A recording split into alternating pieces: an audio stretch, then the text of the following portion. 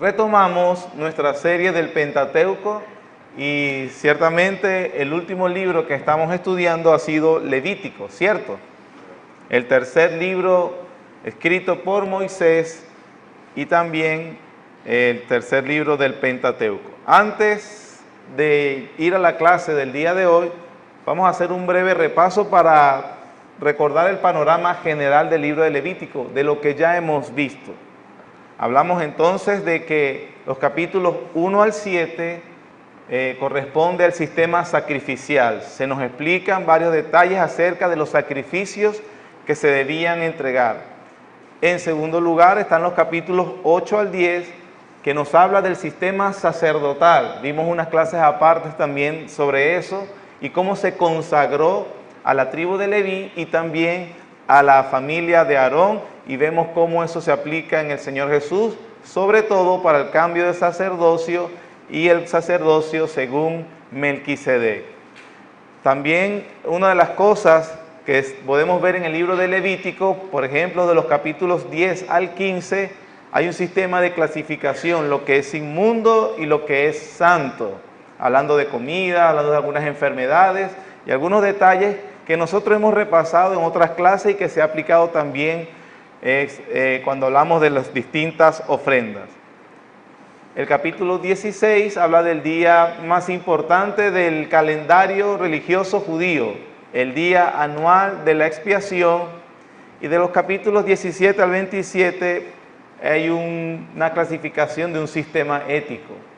En varias clases hemos visto esta sección, por eso no vamos a abordar esta última parte, los últimos 10 capítulos, no lo vamos a abordar en detalle, porque ahí también se habla, por ejemplo, de la ley del talión, que el pastor David estuvo explicando cuando hablaba del texto fuera de contexto, y también hemos explicado ciertas cosas en otras clases. Así que podemos decir que en general hemos visto todo el libro.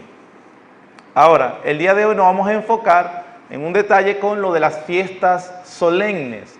Las fiestas que se instituyen en el Pentateuco y que los judíos piadosos debían celebrar cada año. También cuando hablamos del sistema sacrificial, hablamos del holocausto, la ofrenda de cereal, la ofrenda de paz, la ofrenda por la culpa y el sacrificio por el pecado. Son los distintos tipos de ofrenda y podríamos decir que hemos visto bastante el contenido de este libro y toda su implicación para nosotros en el Nuevo Testamento. Como les dije, el día de hoy estaremos con las fiestas solemnes, aquellas fiestas que el Señor instituyó y que ellos debían celebrar. Antes de esto, quiero advertir, el aprendizaje sobre las fiestas solemnes va en el sentido, obviamente, de reconocer aquellas cosas que instituyó Dios en el antiguo pacto y que cómo se cumplen en el nuevo pacto en Cristo. La razón de enseñar la fiesta, por eso no iremos con tantos detalles, sino de manera general, no es para que salgamos, vamos a celebrar estas fiestas. Como hay bastante información, sobre todo en el internet, de personas que creen que para dar un culto hoy apropiado a Dios deben celebrar las fiestas judías. Eso se les llaman los cristianos, es un grupo, una secta que se llama los cristianos mesiánicos. Probablemente ya te has topado con alguno, en Barquisimeto ha estado creciendo, en Venezuela y en Latinoamérica sobre todo. Es un grupo ellos se llaman cristianos, pero por ejemplo, ellos no dicen Jesús, el Señor Jesucristo, no, ellos llaman Yeshua da Masaya, que es como decir el nombre en arameo o en hebreo, algo así dicen. O sea, es una escuela o una orientación de recuperar todas estas cuestiones judías y establecerlas otra vez en la iglesia. Eso es peligroso, eso es judaizar. Y eso es también no entender el Nuevo Testamento ni el Nuevo Pacto. Entonces por eso hay que tener cuidado. No vaya a salir alguno hoy después de, vamos a celebrar la fiesta de los tabernáculos. No, eso se cumplió en Cristo y vamos a ver cómo se cumplió y no es necesario para los cristianos hoy estar celebrando estas fiestas. ¿Por qué entonces la enseñamos? En primer lugar, bueno, es parte del Pentateuco y eso nos ayuda a contextualizar cuando estamos leyendo algún episodio de las Escrituras, sea del Antiguo o del Nuevo Testamento, y entender entonces aquellas cosas que nos está diciendo el escritor del Nuevo Testamento y saber por qué se respondió, por qué se hizo tal cosa.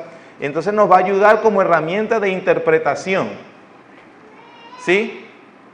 Por ejemplo, el miércoles el pastor David enseñaba acerca del Salmo 52, perdón. El contexto del Salmo 52 es cuando Doeg el edomita asesinó a sangre fría, de manera sanguinaria y malvada, a todos los sacerdotes de la ciudad de Nob.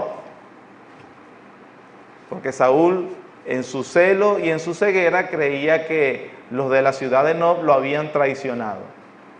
Una de las cosas que tú lees en el contexto de ese episodio, en primer libro de Samuel, capítulo 21 y 22, es que los sacerdotes, cuando Doeg los fue a matar, estaban vestidos del efod de lino. Nosotros vimos que esa era la vestimenta del sacerdote cuando estaba ejerciendo el culto.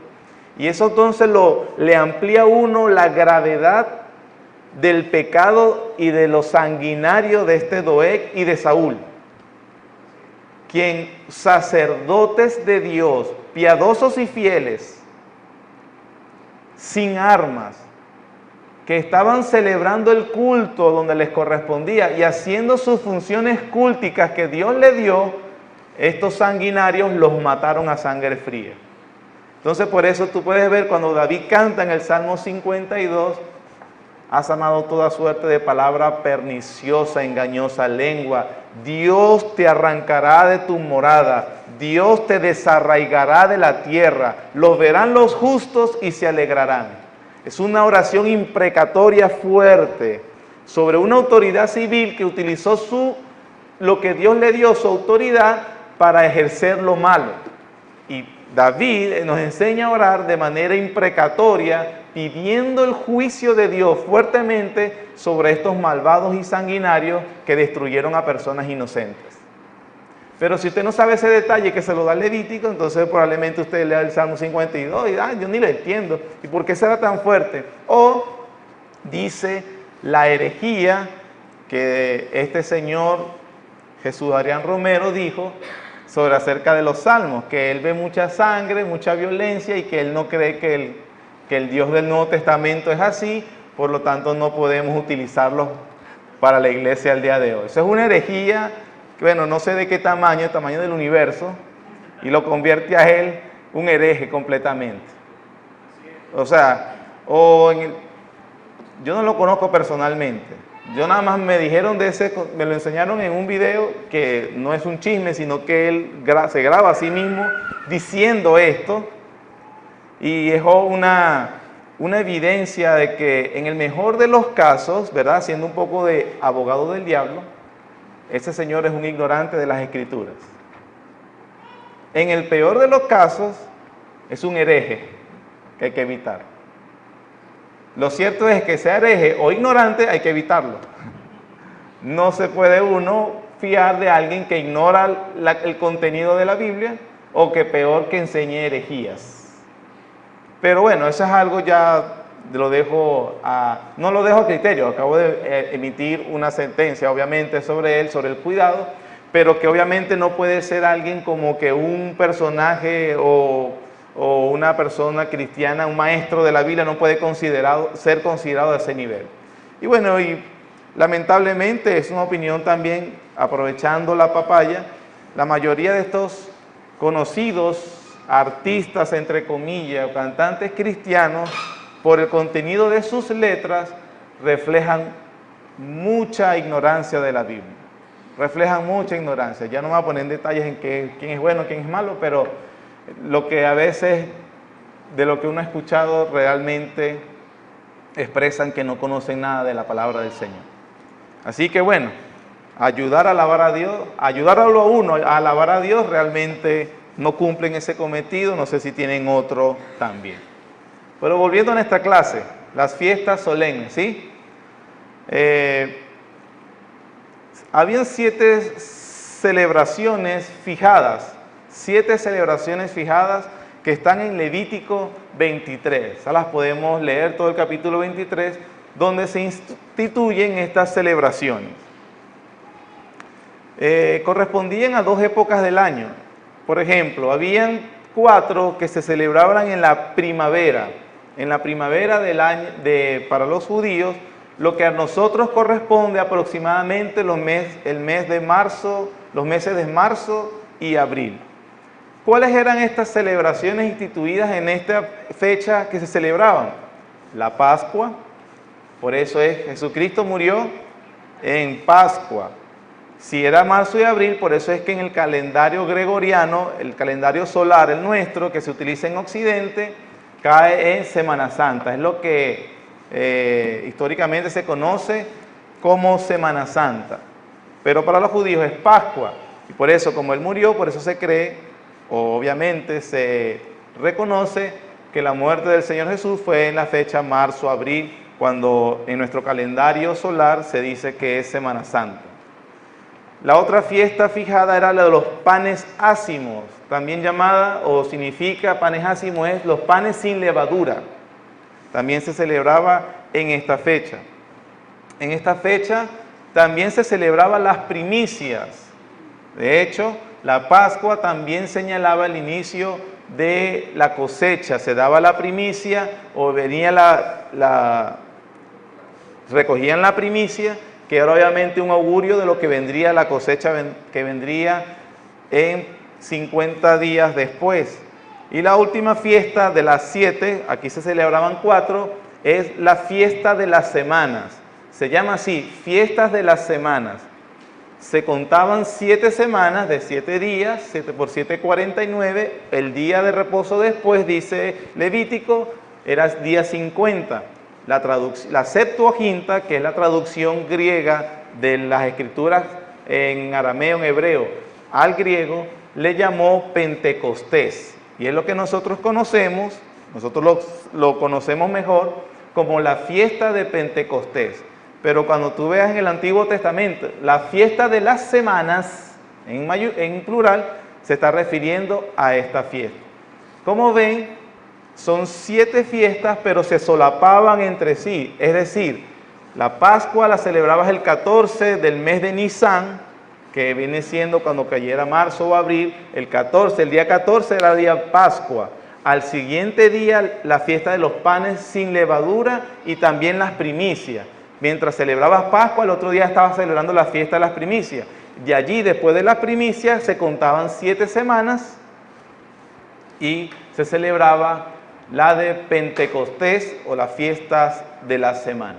¿Estamos claros, hermanos? ¿Estamos bien hasta este momento? ¿No estamos confundidos? Perfecto. Las otras 3 se llamaban las fiestas de otoño, que corresponden a nuestros meses septiembre y octubre aproximadamente. El mes le hablo en el calendario religioso judío, que es el mes de Nisan, que es lo que corresponde en marzo-abril de nosotros, es el nuevo año. Para nosotros ya es el tercer mes del año, para ellos está comenzando el año en el calendario religioso. Septiembre y octubre para nosotros vienen siendo el mes 9 y 10, para ellos es el 7º mes del año, ¿sí? ¿Estamos bien? Entonces, lo que corresponde a otoño, y allí celebraban las otras 3 fiestas instituidas en Levítico 23.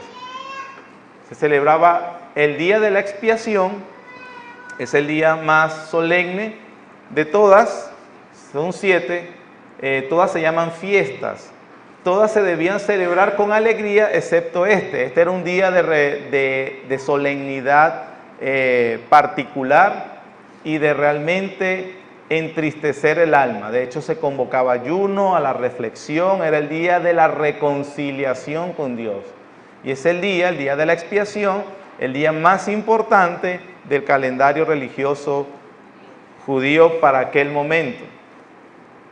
La otra fiesta que se celebraba también en otoño era la de los tabernáculos. Y la otra fiesta, bueno, en realidad es al revés, se empezaba con la de las trompetas, un día, el día de reposo que se señala ahí cuando llegaba el mes de Tisri, es el mes que se le dice en el calendario hebreo, que corresponde a septiembre. Era la convocatoria, santa convocación a través de las trompetas, el shofar, los levitas tocaban el shofar, les señalaba al pueblo que comenzaban las fiestas de otoño, luego 5 días después era el 10 de Tisri, el día 10, el día 15 hacían el día de la expiación, y luego de la expiación, una semana luego comenzaba la de los tabernáculos, que duraba 7 días. Se instituyó unas fiestas, hermanas, prolongadas. De hecho, algunos calculan y dicen que estas fiestas, que eran cultos a Dios, y a la final también asociados con la vida agrícola de ellos, el Señor en este caso le mostraba que la cosecha, la vendimia, todas las cosas que obtenían, venían de Dios y se debían alegrar en Dios. Todo esto al año decía que por lo menos 67 días del año Israel le rendía culto a Dios. Nosotros, ahorita en el nuevo pacto, debemos decir que rendimos obligatorios 52 cada día cada domingo del año. 52. Ellos rendían 67 días. Vamos entonces a ver de manera general entonces las fiestas de primavera, las fiestas de otoño y su correspondiente en el Nuevo Testamento. Perdón, antes de eso, el propósito de las fiestas. En primer lugar, conmemorar los hechos de Dios con el pueblo. La Pascua, ustedes la conocen muy bien, nos explicó, fue aquel día cuando Israel salió, aquella noche que Israel salió de Egipto. Y ellos entonces, cada Pascua, cada vez que llegaba la primavera, ellos, el mes de Nisan para ellos, iban a celebrar la Pascua. Y con la Pascua recordaban, no se les iba a olvidar que un día Dios, con mano poderosa y brazo fuerte, los sacó de la esclavitud y los hizo un pueblo libre. En segundo lugar, el reconocimiento que la provisión para ellos provenía de Dios. Al mismo tiempo que celebraban los hechos históricos de Dios, como la Pascua, un hecho teológico para ellos, salida de Egipto, para ellos, usted no salió de Egipto, ¿verdad? Para ellos, salían de Egipto, también se iniciaba el tiempo de la cosecha, de la siega. Pero esto también Dios lo utilizaba para que Israel y el israelita reconociera que su provisión y el sustento de ellos venía de Dios y no de otras cosas. Por ejemplo, los cananeos, quienes hacían un ritual de cocinar en la leche de la madre al cabrito, y esa leche después de hervida la regaban en las plantaciones, y con eso era un culto a Baal, que era el señor de la fertilidad, y con eso se le decía de que se le agradecía que la provisión, la cosecha, el grano, la cebada, el trigo. Y Dios le dijo, no, ningún Baal, ninguna fiesta pagana cananea, soy yo. Y entonces la Pascua, aparte de eso, tendrán la fiesta de las primicias y la de las semanas. Otro propósito de la fiesta era un tiempo de reflexión y arrepentimiento. El clímax de las 7 fiestas, ya les dije, el día de la expiación. Pero en Pascua también había un tiempo de reflexión. Y en las otras fiestas de reconciliación, reflexión y arrepentimiento. Es decir, cultivar los medios de gracia. Eran los medios de gracia dados en el antiguo pacto. Es lo que para nosotros son los medios de gracia hoy, que son diferentes. Estos eran para ellos. Santificación del pueblo. Como le dije hace rato, eran 67 días de culto a Dios. Y otro propósito que podemos ver era evangelizar a los hijos. Vean, por ejemplo, Levítico capítulo 23, versículo 42, está terminando de explicar todas las fiestas y dice, 42. En tabernáculos habitaréis 7 días. Todo natural de Israel habitará en tabernáculos. Versículo 43. Dice el propósito. Para que sepan vuestros descendientes que en tabernáculos hice yo habitar a los hijos de Israel cuando los saqué de la tierra de Egipto, yo Jehová vuestro Dios. Así que era un medio de gracia. Un día en este caso eran 7 días, pero cada día en el año, los niños por lo general preguntan, ¿por qué papá? ¿Por qué mamá hacemos esto? Y aquí el propósito, porque Dios nos ha salvado, porque Dios nos ha rescatado, porque Dios es quien nos provee, es un medio de evangelización. Cuando nosotros entonces a nuestros hijos los traemos al culto y ellos, como lo puedo decir, a mi hijo mayor que ahorita está en fútbol, bueno, el menor también, y ha tenido torneos finales los domingos. Papá, ¿y me voy a perder la final? Sí, hijo. ¿Y por qué? Porque Dios ha plantado, señalado un día para que su pueblo se congregue. Y tú debes respetar ese día. Y mientras sea mi hijo o mientras dependa de mí, habrá un momento en que sea adulto y él tomará sus decisiones, ya no estará bajo mi responsabilidad. Es decir, se mantiene, vive en una casa aparte, entonces tomará su decisión. Mi oración es que mientras estuvo bajo mi cuidado, el Señor haya obrado en su corazón. Mi oración. Pero no puedo dejarlo que falte el día del Señor porque simplemente Él quiere jugar ese día. Ni eso ni ninguna otra razón. Y así, hermanos, es para todos nosotros. Las cosas que Dios ha instituido, su medio para evangelizar también a nuestros hijos. Es la responsabilidad, creo que esta es la 3ª semana consecutiva que lo digo, de los padres, la situación espiritual de sus hijos. Dios nos los ha dado a nosotros. Tenga cuidado de hacer un mal uso de las oportunidades que Dios le ha dado. Amén. Ahora sí, vamos con las fiestas, nos quedan ya pocos minutos. Vamos con las fiestas de la primavera, que son Pascua, los panes ácimos, también conocido como la fiesta de los panes sin levadura, y las primicias. Ya les he explicado, la Pascua, también lo hemos visto en otras clases, se conmemoraba salida de Egipto y redención efectuada por el Cordero Pascual. ¿Sí? El ángel de la muerte pasó en esa noche en la tierra de Egipto y aquellas casas donde se había puesto el Cordero Pascual, el ángel de la muerte no entró allí y no mató al primogénito que estuviera bajo la sangre del Cordero. La analogía es bastante obvia, ¿cierto? Más adelante la vamos a ver.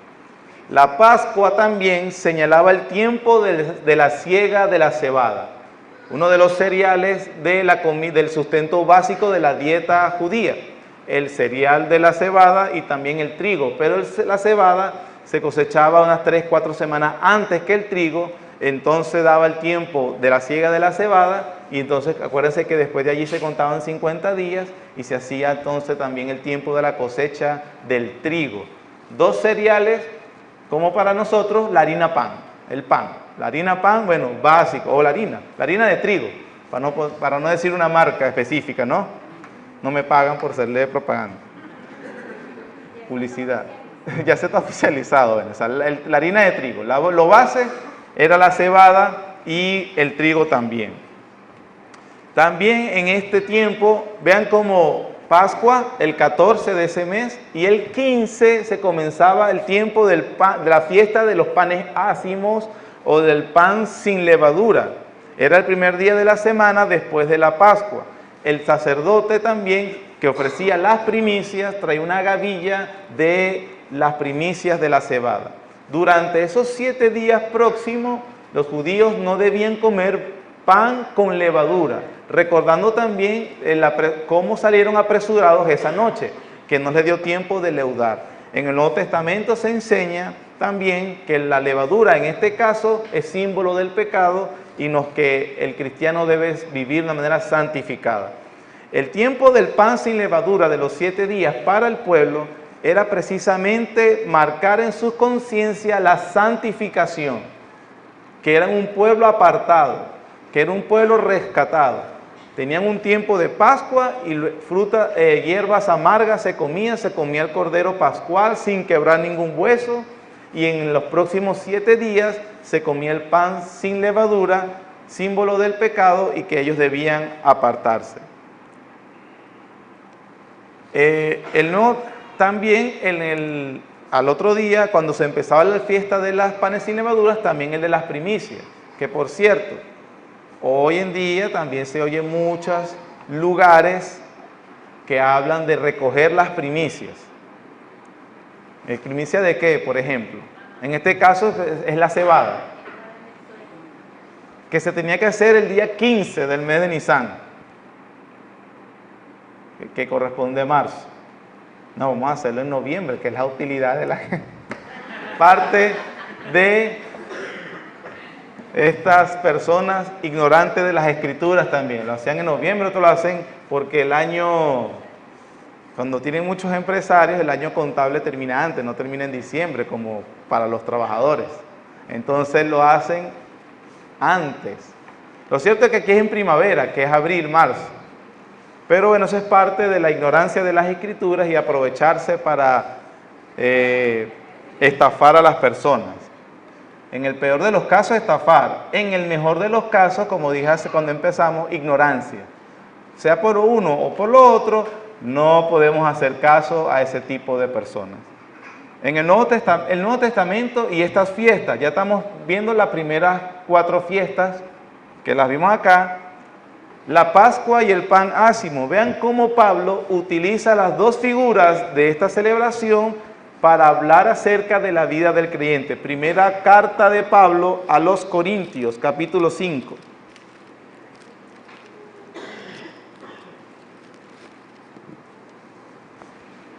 El contexto es cuando él quería poner en disciplina a aquel que había cometido la inmoralidad sexual dentro de la iglesia y que debían expulsarlo. Debía la iglesia expulsarlo, excomulgarlo.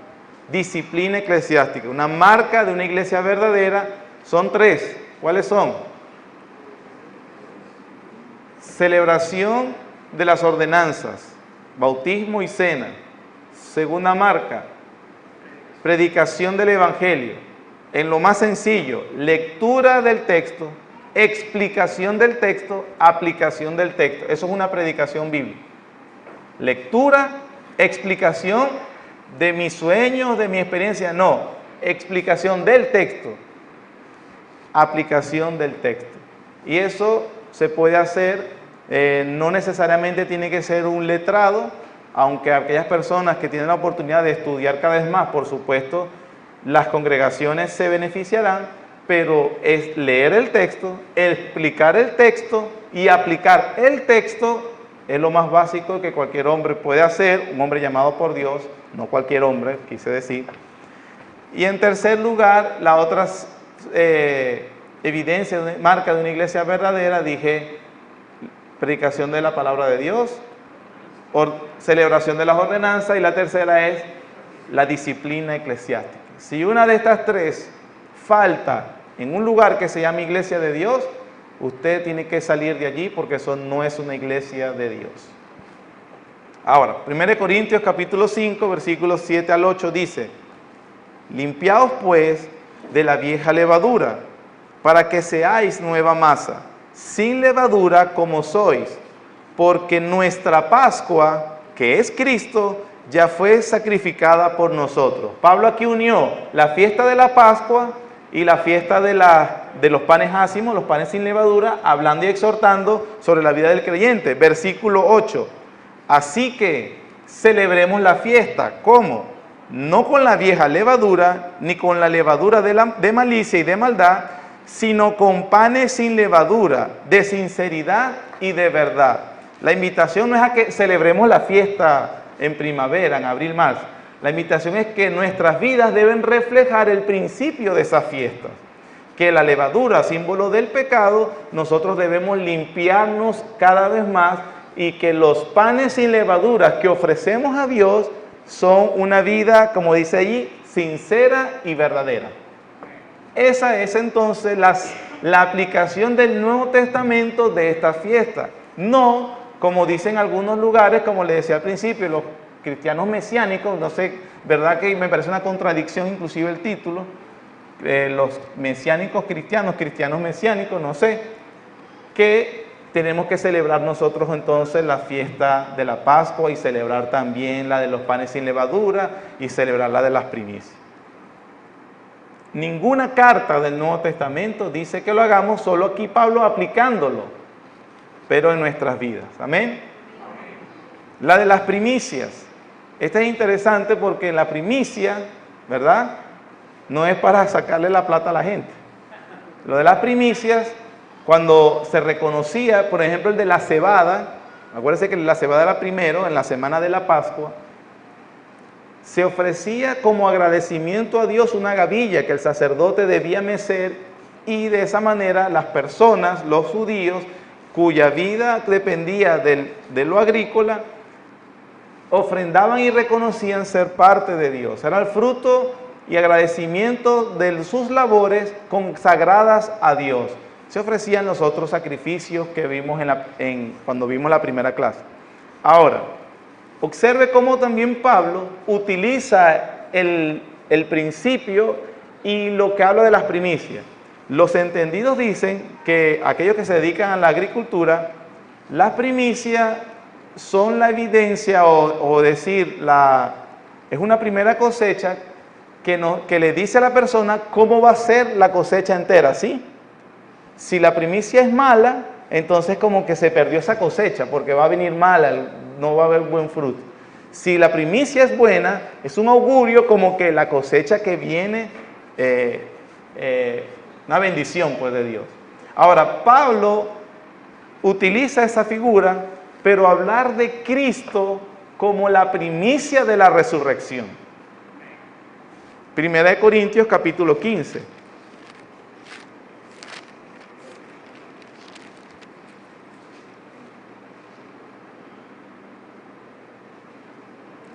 Versículo 22 al 23 dice: Mas ahora Cristo ha resucitado de los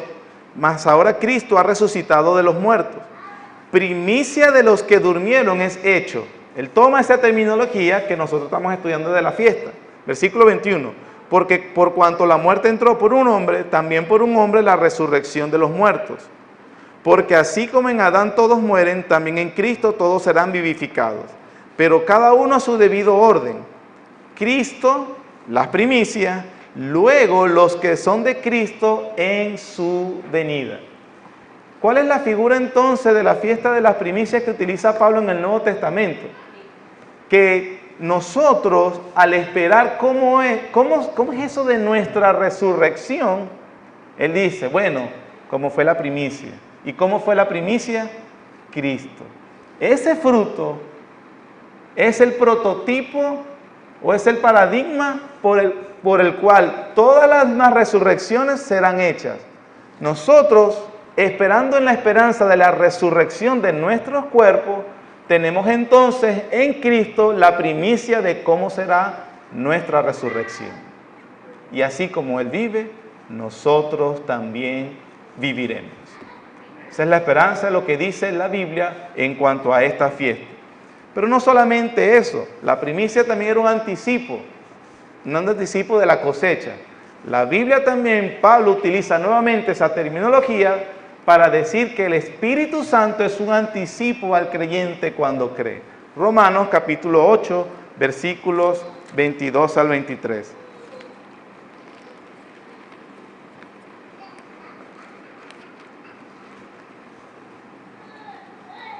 Romanos 8, 22 dice: porque sabemos que toda la creación gime a una, y aún está con dolores de parto hasta ahora.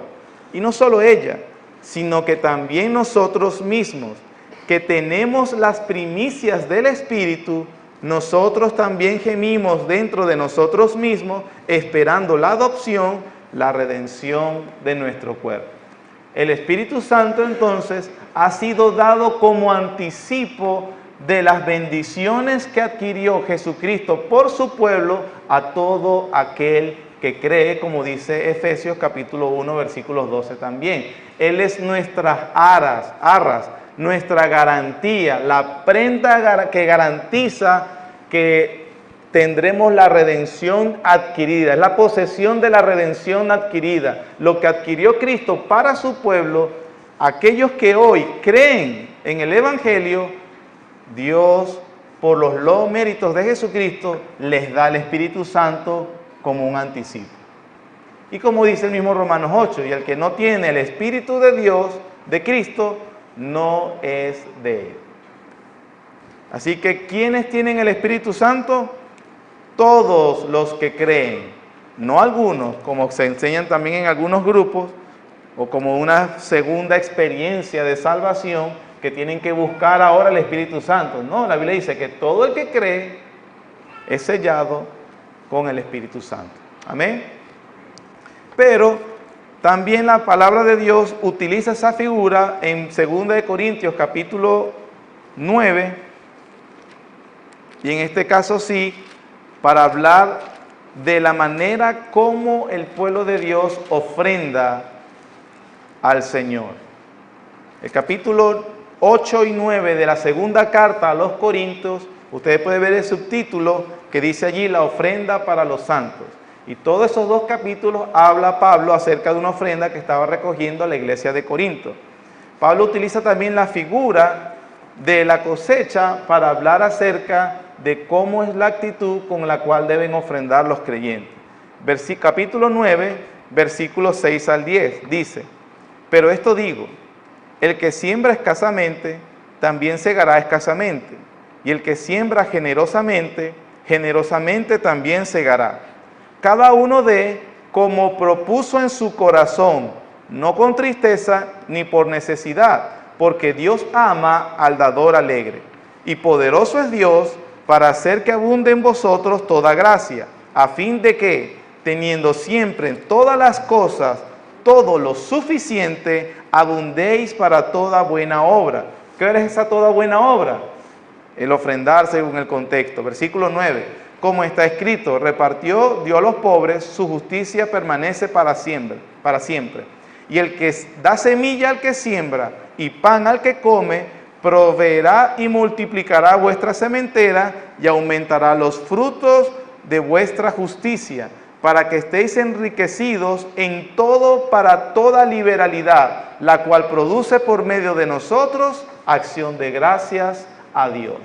Y esto habla, pero utilizando aquella figura donde los judíos realmente agradecían a Dios por su provisión, Pablo lo utiliza para hablar acerca de la ofrenda de los creyentes, pero dice, cada uno según lo propuso en su corazón. Es algo individual y es algo muy personal. Lo debe hacer sin tristeza, ¿verdad?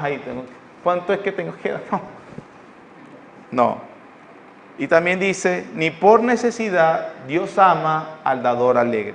No se dice monto, no se dice porcentaje, ¿verdad? Con algunas insistencias de algunos lugares que tienen que dar el diezmo, que tienen que hacer esto y lo otro. Empezando que el diezmo en el Antiguo Testamento equivalía al 23% del ingreso anual. No es 10% como muchos creen, es 23% clasificado y dirigido para ciertas ayudas, por cierto. Ahora, en el Nuevo Testamento no se nos habla de que eso es una obligación del creyente.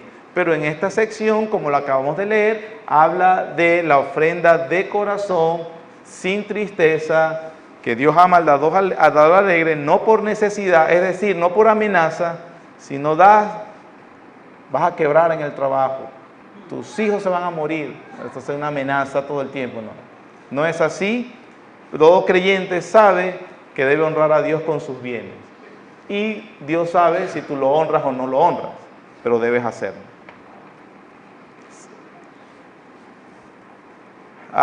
Estamos en la fiesta de las primaveras, ¿sí? No nos hemos perdido. Pascua, panes ácimos o sin levadura, y la de la cebada, la de las primicias, y también entonces la fiesta de las semanas o Pentecostés. Marcaba la temporada de la cosecha del trigo, recordaba a los judíos que Dios era su sustentador. En la Pascua se les recordaba que Él era su redentor. En Pentecostés, su sustentador. También entonces se enseñaba, había otra primicia, o de esa cosecha se daba del grano, del trigo, también a Dios. El Nuevo Testamento nos enseña que el Espíritu Santo fue derramado en Pentecostés. Hechos capítulo 2, versículo 1 al 11, por razón del tiempo tenemos que seguir avanzando, no lo vamos a buscar, pero es el acontecimiento en el Nuevo Testamento cuando el Espíritu Santo es derramado. ¿En qué fecha murió Cristo? Pascua. Resucita el primer día de la semana después de la Pascua, que es el domingo, que es el día de las primicias. O sea, parte del fruto de lo que sus labores expiatorias habían logrado. 50 días después, que es la celebración de Pentecostés, que es la cosecha del trigo, Dios utiliza todo ese momento, es una fiesta de peregrinación a Jerusalén, por eso que moraban tantos judíos, o habían tantos judíos concentrados en la ciudad en ese momento, venían de todas las partes donde habían sido dispersos a celebrar Pentecostés, a celebrar la abundancia, y entonces el Espíritu Santo viene en ese momento. Pedro, lleno del Espíritu Santo, se levanta, predica y se convierte en 3,000 almas. Tiempo de cosecha de las labores expiatorias de Cristo Jesús. Eso no tiene otro significado, hermano. No es que vamos a hacer otro Pentecostés, no, ya la Biblia dice que vino un Pentecostés y el Espíritu Santo fue dado a los creyentes. Y que una vez después de esa predicación del Evangelio, todos serían sellados todo el que cree, quiero decir, sellado con el Espíritu Santo. Que hablaron en lenguas, los versículos del 1 al 11 nos dicen claramente que eran idiomas de donde venían los judíos dispersos, les oímos hablar las maravillas de Dios en las lenguas que hemos nacido. Cualquier otra interpretación de ese acontecimiento histórico que pretenda repetirlo o decir otra cosa es, hermano, reflejar desconocimiento de la interpretación bíblica. Peligroso. Como en el peor de los casos, herético. En el mejor de los casos, ignorancia. ¿Qué debemos hacer? Evitar. O también identificar. Es una persona que no conoce bien las Escrituras. Por razón del tiempo, sigamos, hermano, podría decir más, pero ya el tiempo realmente se me ha ido. Vamos a las fiestas, nos quedan 3 fiestas. Dije 4, nos quedan 3 fiestas. La fiesta de las trompetas, la de la expiación y la del tabernáculo. Esas son las fiestas de otoño, ¿sí? 7 meses después de la primavera.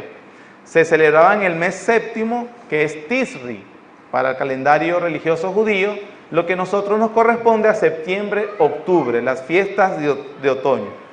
Las fiestas de otoño, en ese mes de Tisri, por ejemplo, se hacía la santa convocación, que era la de las trompetas. Se sonaba con el shofar y se señalaba al comienzo con una tonalidad específica, no se sabe cómo, porque también a través del sonido de la trompeta se convocaba a la guerra. Entonces había una distinción, que cierto sonido era guerra, para los civiles resguardarse y para los que estaban en el ejército presentarse, alistarse. Pero este tipo de sonido que se hacía con estas fiestas de las trompetas, dice todo lo que estoy diciendo está en Levítico 23, ¿sí? De toda la fiesta. Una santa convocación, una convocación solemne. Había una cierta melodía que ellos entendían, una convocación solemne que debían venir. Marcaba el fin del tiempo de la estación de la cosecha, que había comenzado en septiembre. En esos últimos 7 meses ya se acababa la cosecha, después venía el tiempo, después del otoño, las lluvias tardías y obviamente para sembrar, y el ciclo volvía a comenzar. Marcaba el fin del tiempo de la cosecha, es decir, ya se había recogido para el resto del año el sustento de los cereales básicos para la comida. Preparaban para el día más importante del año, ese día era la expiación.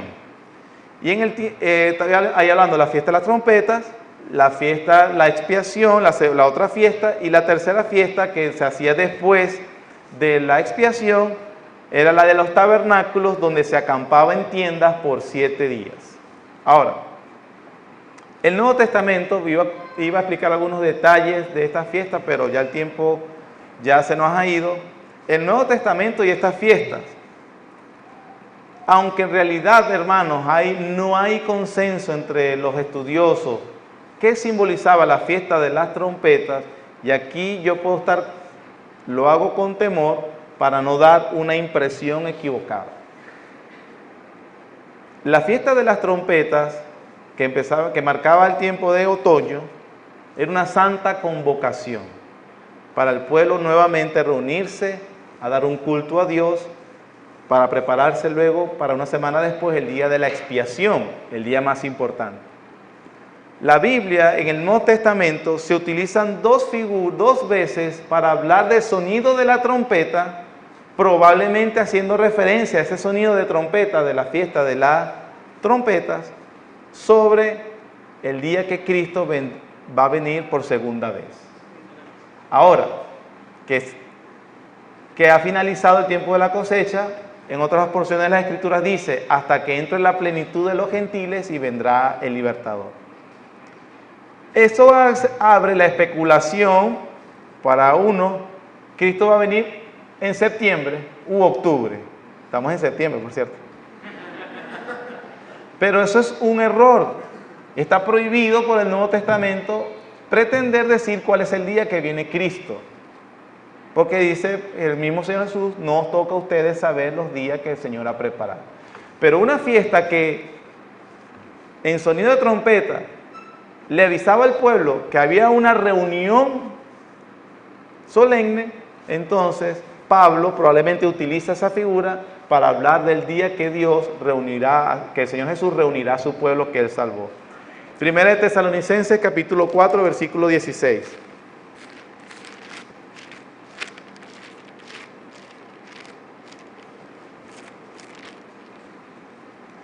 Capítulo 4, versículo 16 dice: porque el Señor mismo, con voz de mando, con voz de arcángel y con trompeta de Dios, descenderá del cielo, y los muertos en Cristo resucitarán primero.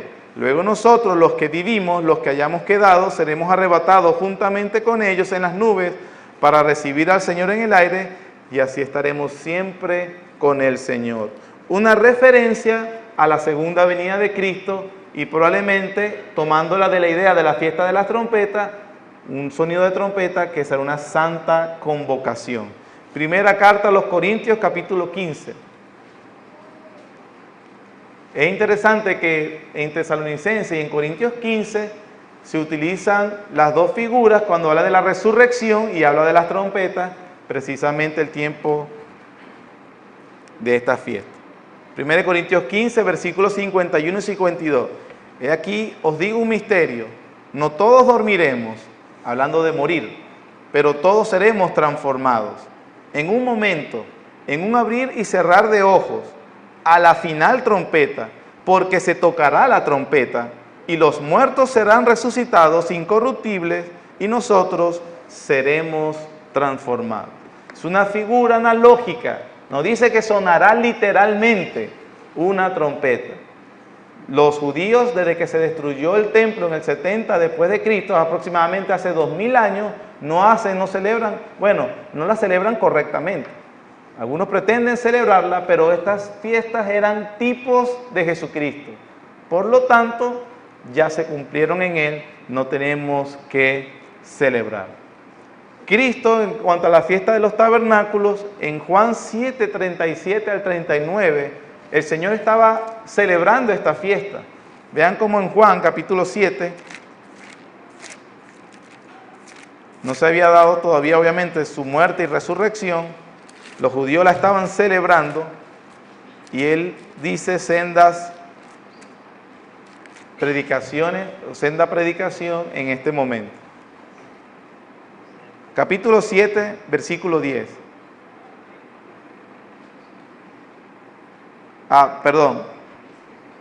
Capítulo 7, versículo 2. Estaba cerca la fiesta de los judíos. ¿Cuál? La de los tabernáculos. Todo el capítulo habla de ese acontecimiento en esa fiesta. 7 días, por 7 días en la ciudad los judíos hacían como carpas. Lo que nosotros comemos, un tabernáculo es una tienda para morar, como unas carpas. Ellos hacían de todo árbol frondoso, con hojas, con frutas, y era un tiempo de regocijo. A los infantes, no vamos a dormir en la casa, vamos a acampar afuera. Eso es emocionante para ellos, era alegre, era la final de la cosecha, entonces era mucha alegría, había abundancia, venían peregrinos, era un tiempo realmente de mucho regocijo y celebración. Pero también como venían peregrinos, se cantaban los salmos de la peregrinación, los de Gillel, de alabanza. Uno de los salmos en el no lo anoté, pero lo ubico rapidito en mi Biblia.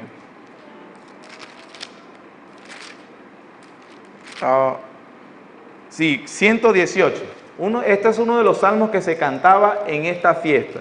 El Salmo 118, versículo 26 sobre todo, el Señor les dice, les ha reprendido en el Salmo, desecharon la piedra del ángulo, Él es precisamente la piedra que desecharon los edificadores. En el versículo 26 decían, bendito el que viene en el nombre de Jehová. Desde la casa de Jehová os bendecimos. Jehová es Dios y nos ha dado luz. Atad víctimas con cuerdas a los cuernos del altar. Se creía entre los judíos que precisamente como estos himnos y otros salmos que hablaban eran mesiánicos y preparaban al pueblo para la venida del Mesías, ellos decían que el Mesías aparecería precisamente en la fiesta de los tabernáculos.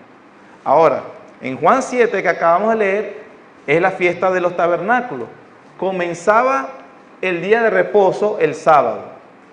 Dice que por 7 días se congregaban afuera, ofrecían ofrendas, cantaban estos salmos, y el 8º día era un día de santa convocación. Ese era el día más especial de la fiesta. ¿Por qué 8º día? Porque empezaban el sábado y ellos cuentan el sábado. Sábado, lunes, martes, miércoles, jueves, viernes, sábado, domingo, lunes. Y yo dije, me equivoqué. Sábado, domingo, lunes, martes, miércoles, jueves, viernes, sábado, el 8º día, otro día de reposo, de gran solemnidad. Los judíos esperaban que el Mesías apareciera. Y es en la fiesta de los tabernáculos cuando en el versículo 37 Él les dice, en plena celebración de la fiesta, en el último y gran día de la fiesta, Jesús se puso en pie y alzó la voz diciendo, si alguno tiene sed, venga a mí y beba. El que cree en mí, como dice la Escritura, de su interior correrán ríos de agua viva.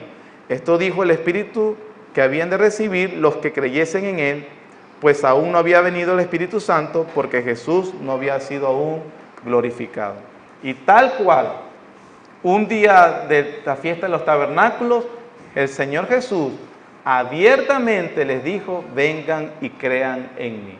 Algunos creyeron y otros no creyeron.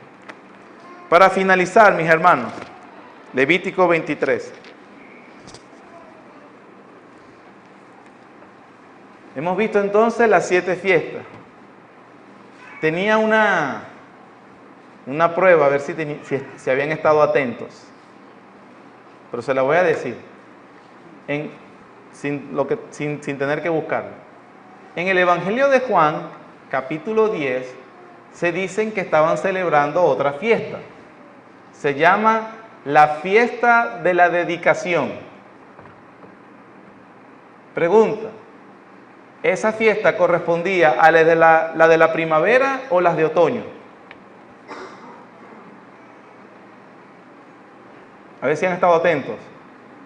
¿Cuáles eran las de la primavera? Pascua, primicia, panes sin levadura y las Pentecostés, de las semanas. En otoño eran 3, tabernáculo, expiación, y la tercera era trompeta, decían y me confundían, y trompeta. Y yo acabo de decir que en el Evangelio de Juan, capítulo 10, celebraban la fiesta de la dedicación. No le eche cabeza, no es ninguna de las 7. Era otra fiesta que los judíos instituyeron en el periodo entre la finalización del Antiguo Testamento y el Nuevo Testamento, que hubo 400 años. Hubo un sacerdote llamado Judas Macabeo que logró una revolución para liberar y dedicar nuevamente el templo que un emperador griego, Antíoco Epífanes, había profanado. Y ese día se conmemora como un día donde se rededicó el templo nuevamente y se limpió a los gentiles que lo habían profanado. Era un día nacional, así cual como nosotros el 5 de julio, el 19 de abril, simplemente un día nacional. Pero el Nuevo Testamento hace referencia a ese día nacional. Era un día importante. Judas Macabeo había logrado esa revolución. Era para eso, estaban atentos. Ahora sí, ¿cuál de las 7 fiestas instituidas en el Pentateuco, esa que acabo de decir, no estaba instituida por el Pentateuco? La más importante de todas las fiestas. Y eso es importante para nosotros, sí, muy importante tenerlo en cuenta. La más importante, como decir, la mamá de todas las fiestas, para todo judío piadoso que involucra al cristiano. Yo les dije que todas las fiestas estaban en Levíticos 23. Vamos a leer capítulo 23, versículo 1. Habló Jehová a Moisés diciendo: habla a los hijos de Israel y diles: las fiestas solemnes de Jehová, las cuales proclamaréis como santas convocaciones, serán estas. Versículo 3. 6 días se trabajará, mas el 7º día será de reposo, santa convocación. Ningún trabajo haréis, día de reposo es de Jehová en donde quiera que habitéis. A partir del versículo 4, hermanos, se enumeran las fiestas que hemos visto en toda esta hora. La más importante de todas las fiestas del Pentateuco para el judío, hermanos, porque es la primera, era el día de reposo. Día de reposo. Y es tan importante, y es lo que le quiero decir, que nos involucra a los creyentes, porque esa es la única fiesta que el Dios instituyó que el pueblo del nuevo pacto siga celebrando. Es la única. Las demás se cumplieron como vimos en Cristo y prefiguraban a Cristo. Pero hay una fiesta, esta, que el Señor mandó a que los cristianos celebren. Que en el Nuevo Testamento se habla del Día del Señor. Para que tengamos una idea de cómo Dios veía sus fiestas,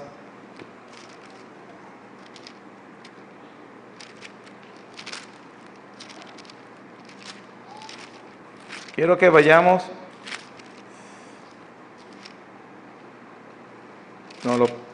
no lo perdí, lo puse donde no era, pero en Éxodo se establece que aquel que no respetara el día de reposo sea cortado del pueblo. Dios, de alguna manera,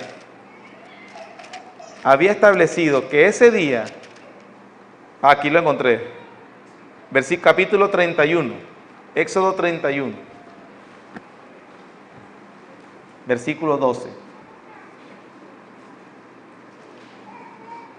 Dice: habló además Jehová a Moisés diciendo: tú hablarás a los hijos de Israel, diciendo: en verdad vosotros guardaréis mis días de reposo, porque es señal entre mí y vosotros por vuestras generaciones, para que sepáis que yo soy Jehová que os santifico.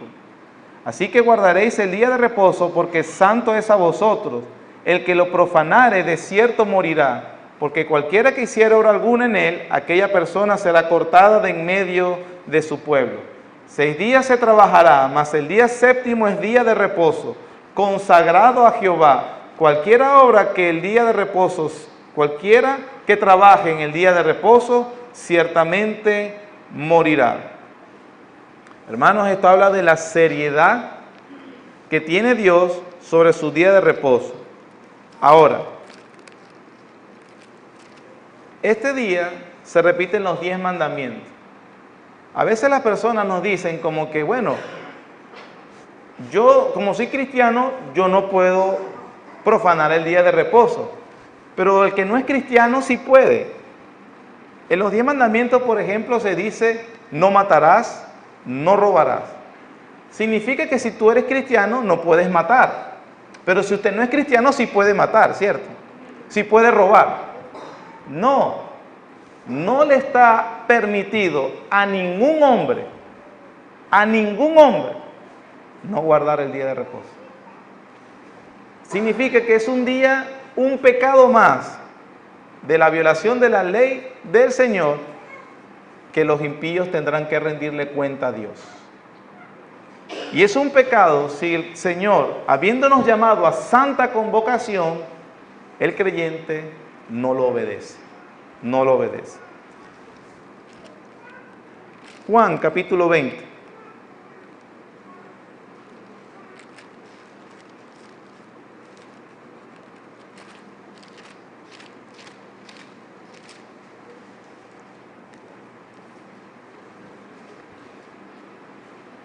Versículo 19.